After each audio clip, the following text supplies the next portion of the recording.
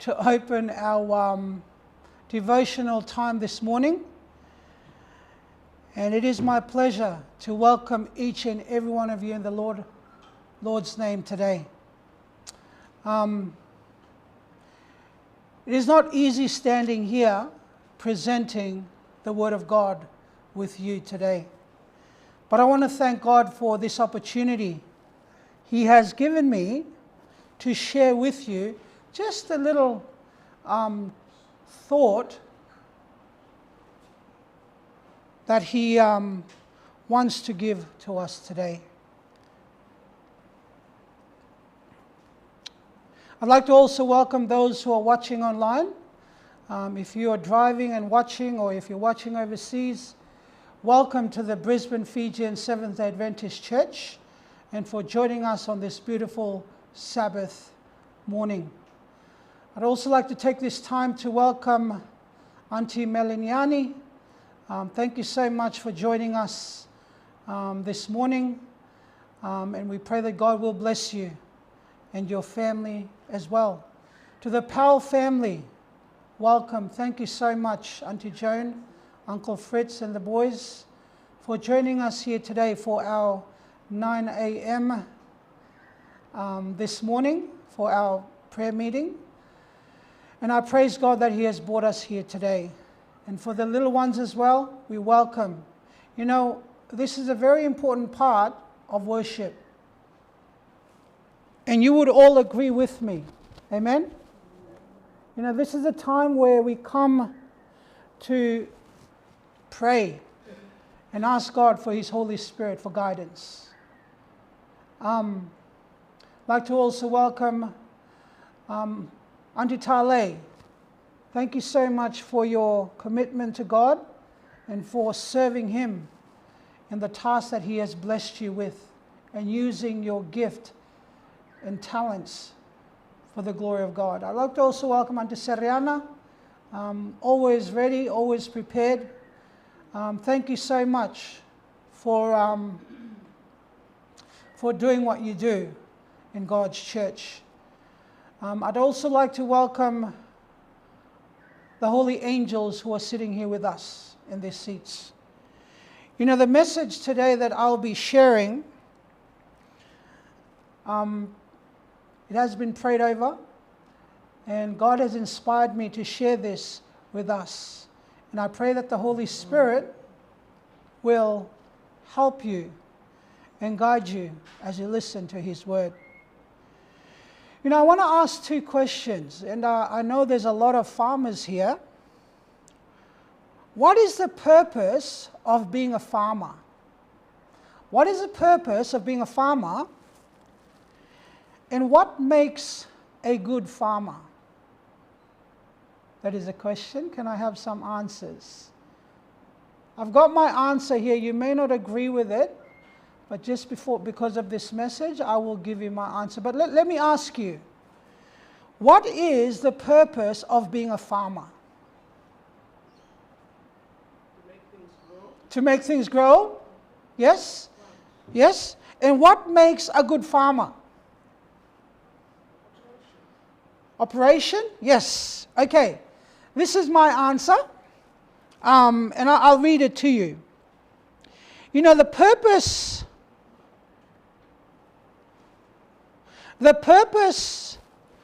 of being a farmer is to produce good fruits and products. Do you agree with me there? And what makes a good farmer is someone that works hard and knows how to look after his farm well. You know, being a farmer, my friends, is hard work.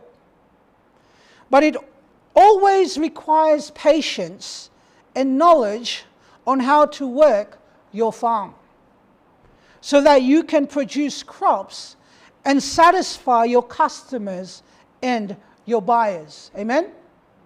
You know, friends, in the Bible, Jesus spoke in parables about things that relates to farm, to crops, especially soil and crops. Do you agree with me? You know, so did our major and minor prophets in the Old Testament. You see, friends, it was a reminder for what type of soils we are planting in our lives. And today's topic that I'll be sharing with you is titled, "What kind of crops are you sowing today?" Let us pray. Our Father in heaven, we invite your Holy Spirit now to worship with us. In your name we pray. Amen. What kind of crops are you sowing today? And I'll be reading from the book of Jeremiah. So if you have your Bibles, I will have it on the screen for us to read together. But if you have your Bibles, I want you to mark this text and let's read it together.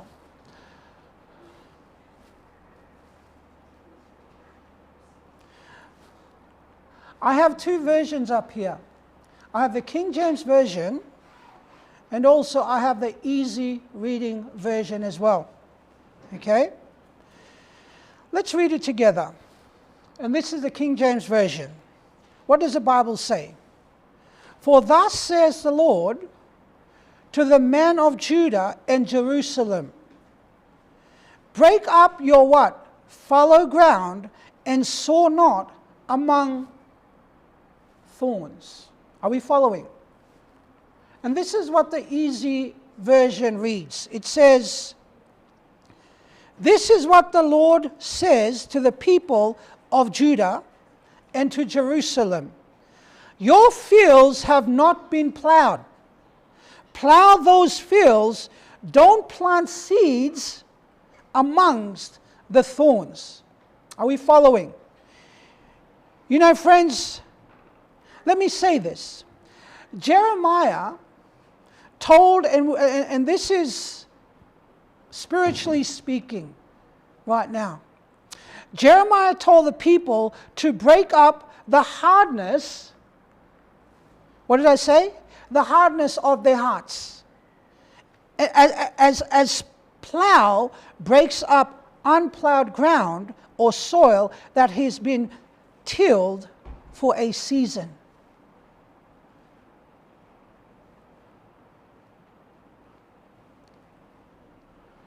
Are we following?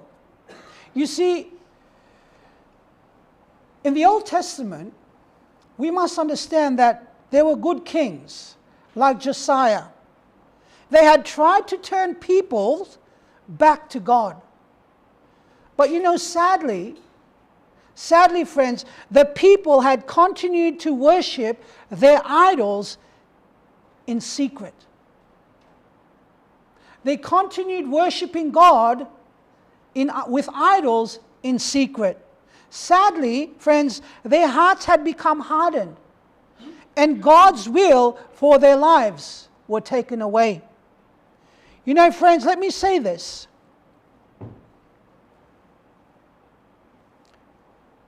You know, Jeremiah said the people needed to remove the sin that hardened their hearts before the good seed of God could take place in their lives. Are we following? To take root, as I said before. Likewise, my friends,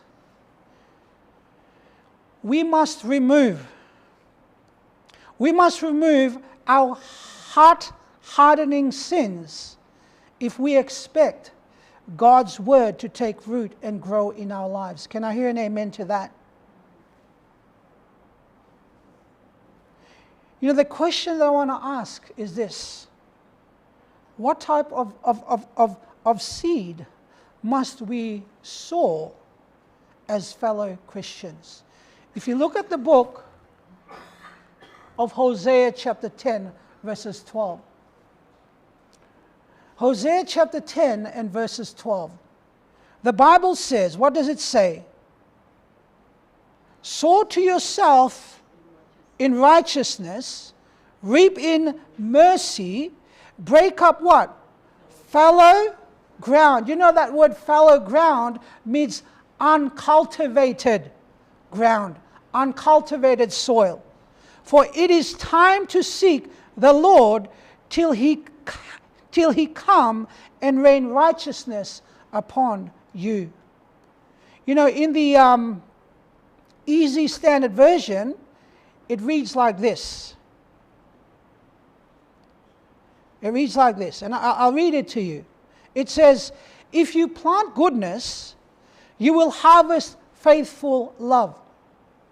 Plow your ground, and you will harvest with the Lord. He will come, and he will make goodness fall on you like rain. You know, my brothers and sisters in Christ, let me say this. Hosea repeatedly used illustrations about fields and crops, just like Jesus did when he was on earth. And you can reference that in Matthew chapter 13. You see, friends, let me say this.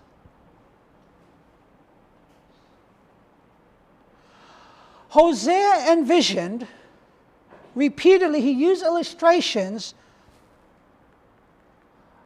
about plowed fields, a plowed field, earth that is ready to receive its seed. Do we understand? You know, that is the best, as a farmer, this is the best time to plant your seeds. Am I right? When the soil is what? Is ready. Okay? Hosea repeatedly used this. You know, here he envisions, or he visualizes, a plow field on earth that is ready to receive the seed. You know, friends, it is no longer a stony or a hard soil. It has been carefully prepared and it is available. And the key message here is available. My friends, my question for you is this. Is your life ready for God to work in it? Are you available? Are you ready? Friends, with the help and the guidance of the Holy Spirit, we can break up the unplowed grounds of our hearts by acknowledging our sins. You know, there's so many hidden sins, and I am talking to myself here today as well. There's so many unhidden sins in my life that is stopping me from being a witness for God in this lost world. Friends, we need the guidance of the Holy Spirit to acknowledge our sin and receive God's forgiveness and his guidance. You know, friends, Jesus spoke about this. Let me say this. When he was on earth, when he gave the parable about the sower. And this is our final, nearly final text. 2 more to go. Please bear with me. In Matthew chapter 13, verse 7 says, and some fell among what? Thorns, and thorns sprung up and choked them.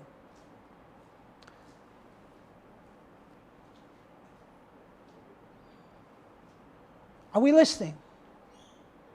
And some fell among thorns, and thorns sprung up and choked them. I want to share this statement to you, and I want you to listen carefully, friends. As long as weeds live, they grow. Are we listening? As long as weeds live inside of us, they will grow.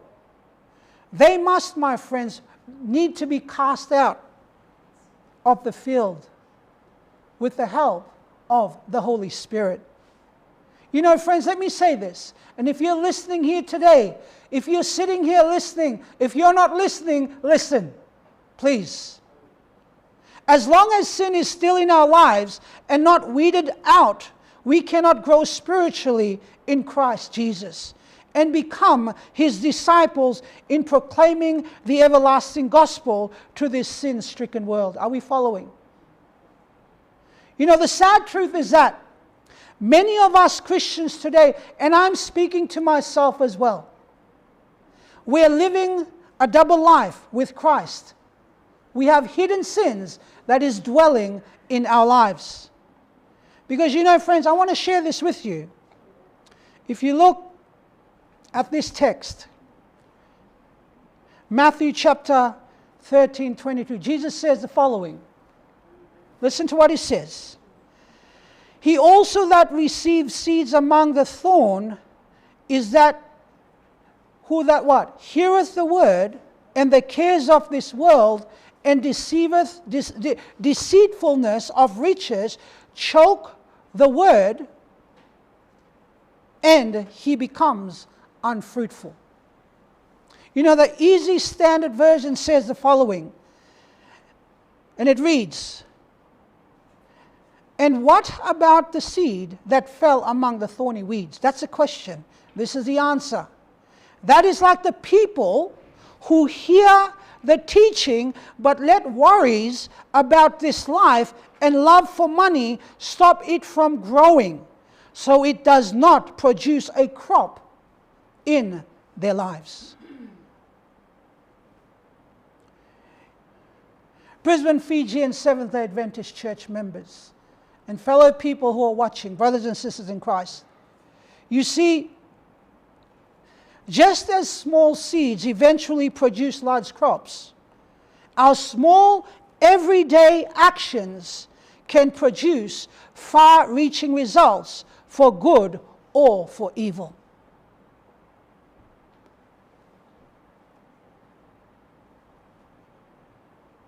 My appeal for you tonight, or today, or this morning, is this: what kind of crops are you sowing today? What might be the long-term effects of some of your actions? You know, as we disperse in prayer today, let us pray about this, for the Lord to help us to remove those thorns that is growing within you and stopping you to grow for the Lord. Please, my brothers and sisters in Christ.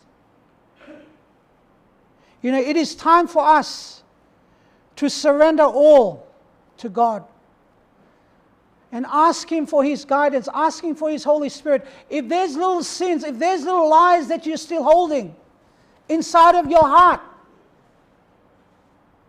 those little white lies, remove it. If you have grudges against someone, it's time to ask for forgiveness. Because once you step out in faith and do that, the Holy Spirit will do wonders in your life. You know, our theme for this church is pray and go. But before we can pray and go, we need to pray for ourselves to remove those little sins within our lives. You know, may the Holy Spirit help us and guide us and teach us to grow in the love and the forgiveness of the Holy Spirit.